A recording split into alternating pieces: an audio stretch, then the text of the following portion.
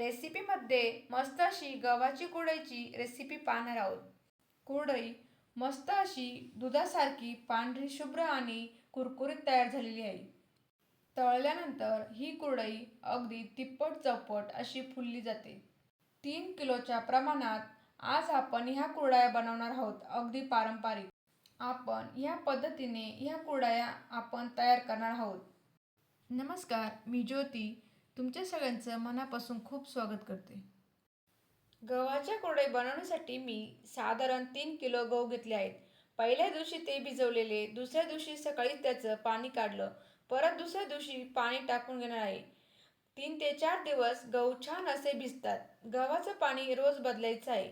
गहू चांगले भिजले की मगच आपण त्याचा चीक काढूया.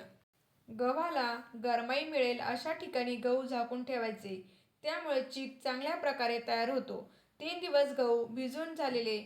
आता चीक काढताना एक गोष्ट लक्षात घ्या बरं का, चीक एकतर खूप सकाळी सकाळी काढायचा, म्हणजे खूप सूर्य डोक्यावर चढायच्या आधी 10च्या आतच तो काढून झाला पाहिजे, किंवा संध्याकाळी सूर्यास्तानंतर चीक काढायचा. खूप कडकडीत ऊन असताना जर आपण चीक काढायला घेतला तर चिकाला खूप जास्त फेस येतो.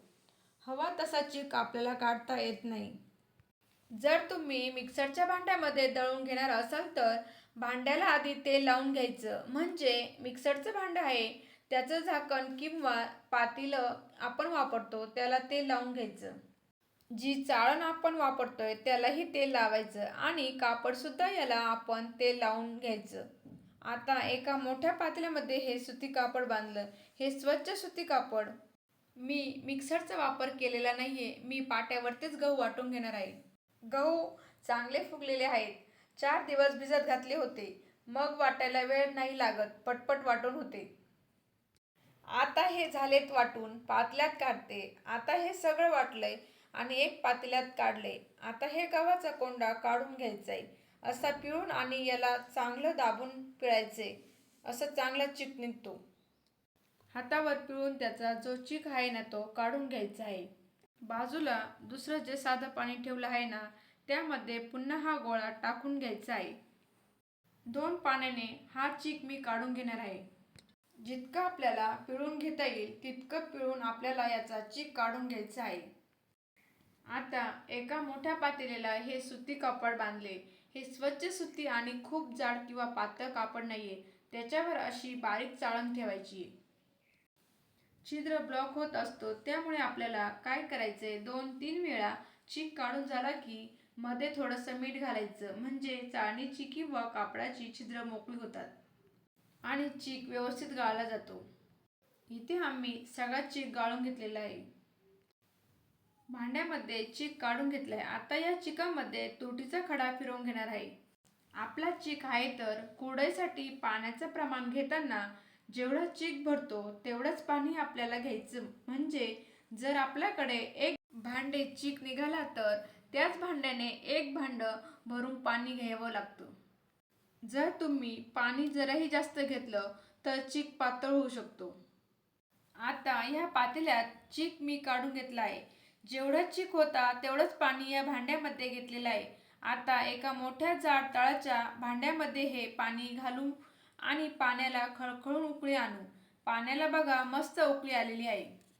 आता यामध्ये चवीप्रमाणे मीठ घालायचे. एका हाताने चीक सोडून याला सतत ढवळत राहायचे. दोघी असतील तर खूप सोपं जातं, तर याला सतत ढवळत राहायचे.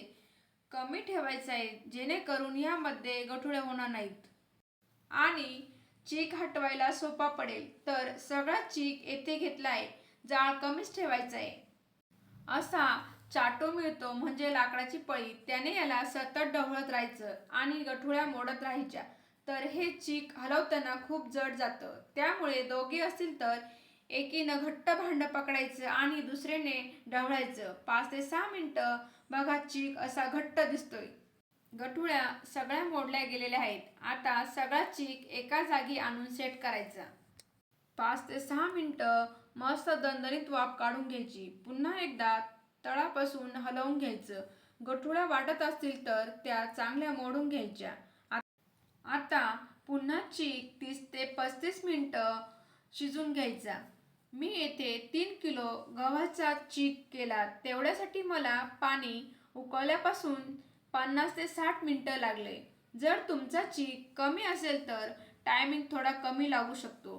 फक्त लक्षात घ्या, चीक आपण जेव्हा शिजायला ठेवतो त्यावेळी 5 मिनिटांनी त्याला हलवून घेणं हे खूप महत्त्वाचं आहे. चीक शिजलेला आहे. लगेच कुरडई पाडायला सुरुवात करू. तर लक्षात घ्या, चीक व्यवस्थित शिजणं खूप महत्त्वाचं आहे. चीक शिजलं हे ओळखायचं कसं, तर चीक पारदर्शक होतो, छान चकाकी येते. जर चीक कच्चा राहिला ना, तर त्याची कुरडई तर तुम्हाला घालता येईलच, पण कुरडई वाळल्यानंतर तिचा सगळा चुरा होऊ शकतो.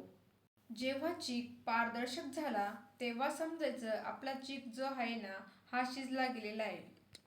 चीक गरम गरम असतानाच करूया. चीक गरम गरम असतानाच कुरडया पाडायला घ्या, म्हणजे फार त्रास होणार नाही. इथं मी चमच्याने भरायचा चांगला. दुसरी पण मी पद्धत तुम्हाला सांगते. सोऱ्याला शेवाळ्याचा साचा लावलाय. गरम गरम चीक यामध्ये चमच्याने भरायचा. चांगल्या चमच्याने असा दाबून चीक भरून घेतलाय. साचा भरून झाला की उरलेला चीक झाकून ठेवायचा, म्हणजे तो गार होणार नाही. तर इथे आम्ही मिळून पटपट सगळ्या कुरडया घालून घेतल्याय. असं कोणीतरी मदतीला असेल ना, तर कुरडया अगदी पटकन घातल्या जातात. म्हणजे मग अगदी पटपट काम होऊन जातं. तर इथं आम्ही दोघींनी मिळून सगळ्या कुरडया घालून घेतल्या आणि 2 दिवस कडकडीत उन्हामध्ये आपल्याला यांना वाळून घ्यायचं आहे.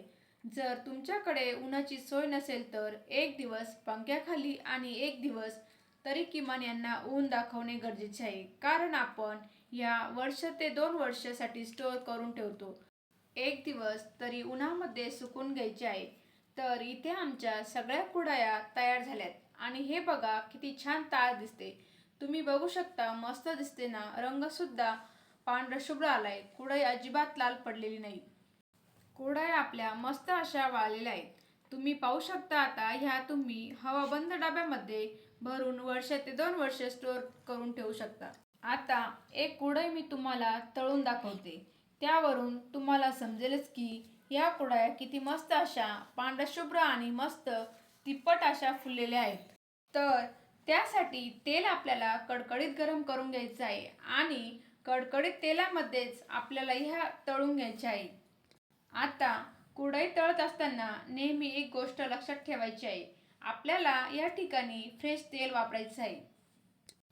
तेव्हाच आपली जी कुरडई आहे ना, ही मस्त अशी टम्म फुगते.